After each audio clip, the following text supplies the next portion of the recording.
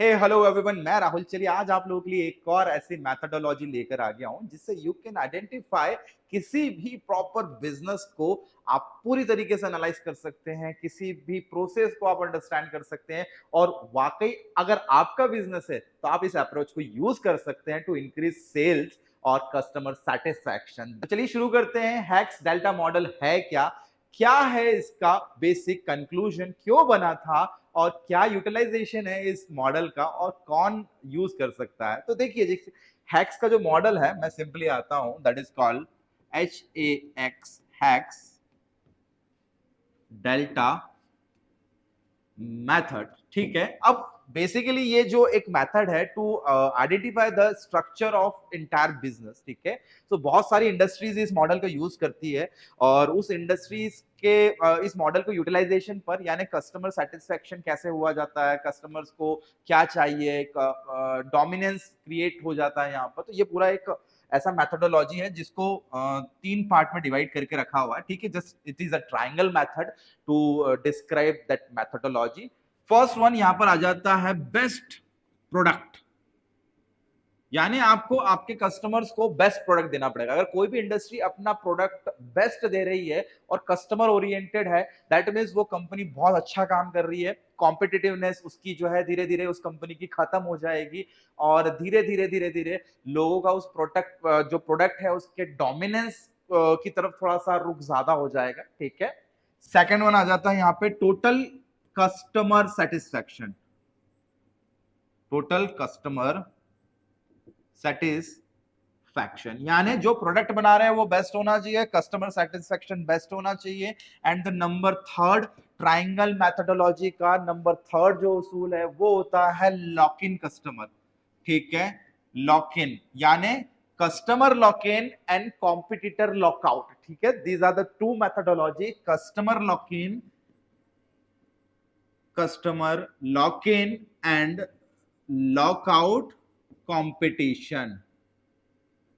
Competition का मतलब समझते हैं, सिंपल सा मतलब है भैया, कस्टमर मेरे पास में आएगा और कंपटीशन खत्म हो जाएगा अगर मैं उसको बेस्ट प्रोडक्ट दूंगा और बेस्ट कस्टमर सेटिस्फेक्शन दूंगा। तो customer lock in and customer lock out, this is the basic methodology hacks का डेल्टा मॉडल, जो कि एडेप्टेबिलिटी के हिसाब से चलता है। यहाँ पर बिजनेस की एडेप्टेबिलिटी भी देखी जाएगी। बिजनेस की एडेप्टेबिलिटी जैसे कि भैया मुझे ऑपरेटिंग जो है वो इफिशियंसी देखना है, मुझे यहाँ पर मार्केट की, मुझे कस्टमर का इनोवेशन, मुझे इनोवेशन भी देखना है भैया, इनोवेशन हो रहा है कि नहीं हो रहा है मार्केट के अंदर।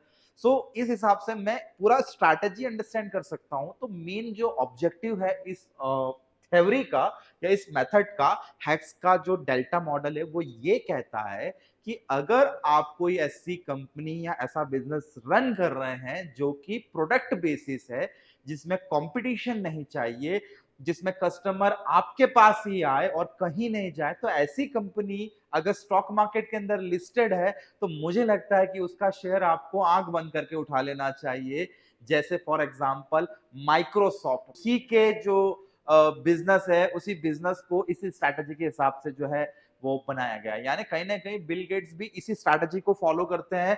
उनका प्रोडक्ट बेस है, ठीक है, बिल्कुल बेस्ट प्रोडक्ट है, उनका जो प्रोडक्ट है उसके कस्टमर सेटिस्फाइड है, वही कस्टमर लॉक इन पीरियड में है, यानी वो कहीं छोड़ के जाते ही नहीं है। क्यों नहीं जाते? बिकॉज बेस्ट प्रोडक्ट है।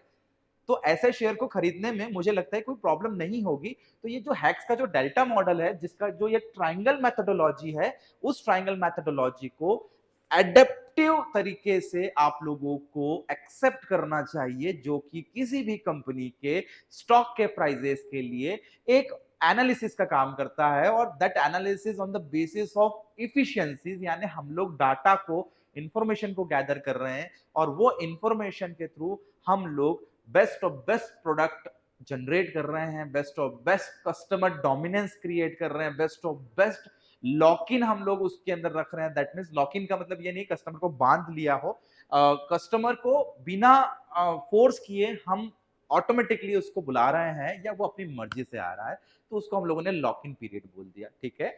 सो ये जो हैक्स का जो डेल्टा मॉडल है, ये बहुत सारी चीजों को जो है प्रूव करता है। इन दी एंड आके कंक्लूड मैं यही करूंगा कि ये जो मैथडोलॉजी है, ये बड़ी बड़ी इंडस्ट्रीज यूज करती है अपने प्रोडक्ट को अच्छा बनाने के लिए, अपने प्रोडक्ट को एडेप्टिव बनाने के लिए, अपने प्रोडक्ट को इनोवेटिव बनाने के लिए, ताकि कस्टमर सेटिस्फेक्शन मिलता रहे। और कस्टमर सेटिस्फेक्शन मिलता रहेगा तो कंपनी के स्टॉक पर, कंपनी की बैलेंस शीट पर, कंपनी के रेवेन्यू या फिर ऑपरेटिंग कैश फ्लोज के ऊपर भी फर्क पड़ेगा।